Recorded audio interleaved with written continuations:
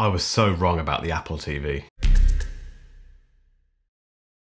Hello and welcome back to Ellis Reviews. Thank you as always for subscribing if you have. If you haven't subscribed, just click the button. Back in March, I wrote an article about the Apple TV, and I wrote it on Medium and my own website. But on Medium, it attracted quite a lot of attention. I'll put a link to that article in the description of this video, but to cut long story short and to save you reading it, to be honest, I caused a bit of a stir by suggesting that Apple should cancel the Apple TV. Now, it's had about 90 comments so far, I think, which is quite a lot for Medium, and I reckon 2 of them agreed with me. Clearly, I'd overstepped the mark. I think I'd misjudged it. One, because I freely admitted that I haven't used an Apple TV properly really for the last 10 years. So it was just poorly researched, not properly thought out, and just unfair really. And it was met with a lot of, like I say, pushback from people who clearly love that Apple TV. Then, at the Spring Loaded event, Apple launched the brand new Apple TV 4K. And I sat there and thought, okay, let's give it a go. And boy, have I been missing out on something. So I thought I'd start this first initial impressions of the Apple TV 4K by talking about my TV. Kind of makes sense because that's what you plug the Apple TV into.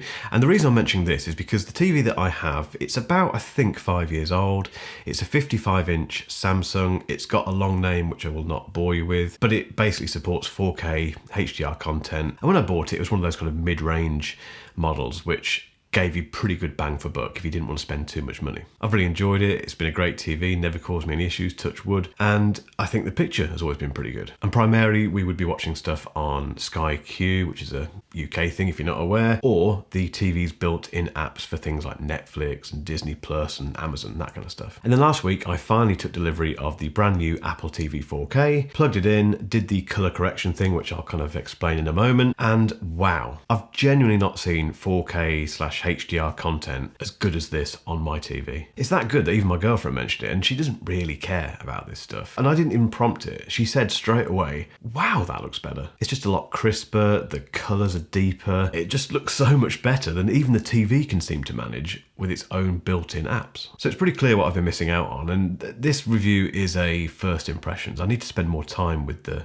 Apple TV, but just when it comes to the way this has brought my TV alive, it's genuinely surprising. It's like, what have I been doing with my TV for the last 5 years? If you know me, you'll know that I like small things in tech that make big differences. And I think there are 2 features on the Apple TV 4K that deserve special mention. The first one is the color correction thing, which is really smart. And the way it works basically is that you place your iPhone against your TV or just away from the screen, and the Apple TV throws lots of different colors at it and uses your iPhone's front-facing camera. I think it might even use some of the sensors for Face ID to basically calibrate the color output from the Apple TV. Now, the important thing to bear in mind here is that it's not changing what your TV is doing, it's changing the color that the Apple TV sends the TV. So it's not going to make your TV look better overall. You know, if you switch to your cable TV provider, for example, it will go back to looking however it looked before. As far as the Apple TV is concerned, this color correction feature will make it look much better. When you finish doing the calibration, it will show you the original and then the calibrated image. On mine, it wasn't a massive difference, but it was noticeable, and it was just warmer. It just looked nicer. I mean, we could get into technicalities of why that is, but it just looks better. The other thing to mention is wireless audio sync. If you have got a setup at home where you've got a TV and you play the sound separately from the TV, so you might play it through a surround sound AV receiver, or you might have a set of Bluetooth speakers that you're running it through. If you have a setup like that, you'll be aware of the fact that you occasionally run into issues where the video signal is out of sync with the audio. So you'll see people talking, but their actual dialogue will be either ahead or behind of the image. Very annoying, very disconcerting, and you can fix this on a lot of set-top boxes. So Sky, for example, has a built-in audio delay, I think they call it, but it's a manual process. You have to tweak it, check it, tweak it again. It's a bit of a faff. And Apple has, again, used the iPhone to fix this, and what you basically do is go into the configuration for sound, choose the option for, I think they call it wireless sound sync or something. And what it does, it plays some sounds through your speakers, whatever it is that you're connecting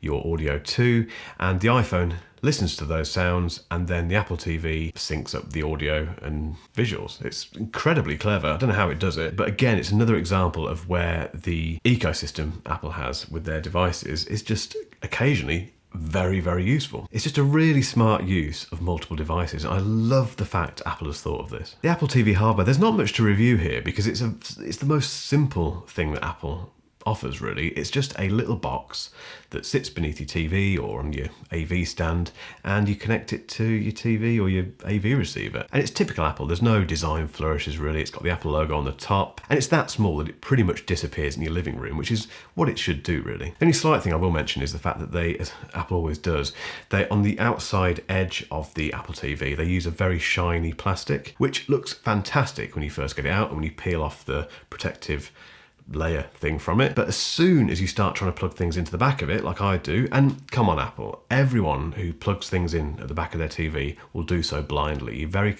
rarely look round and see what you're doing. I did that, and now if I look at the back of my Apple TV, it's just covered in scratches. Now obviously I'm not gonna look at the back of my Apple TV ever, but I know they're there and it's a bit annoying. The remote, so the Apple TV remote of the outgoing model, I never experienced, but I know that it was universally hated. It had this terrible touch sensitive pad at the top, which was way too touch sensitive, and people complained about the fact that you could never really tell which way was the right way, and it was just a stupid design. The new Apple TV remote is great. I can't get that excited about it. It's just a TV remote, but it's clearly, even though I didn't experience that old one, it's clearly a lot better. It still has touch sensitive gestures on it, on the circle at the top. I think out of the box, it's a little bit too sensitive. You can change that, thankfully. But personally, I just wish there weren't any touch sensitive things on there at all. I find clicky buttons much more tactile and much easier to use. And although you've got those on the Apple TV remote, the fact that it has this kind of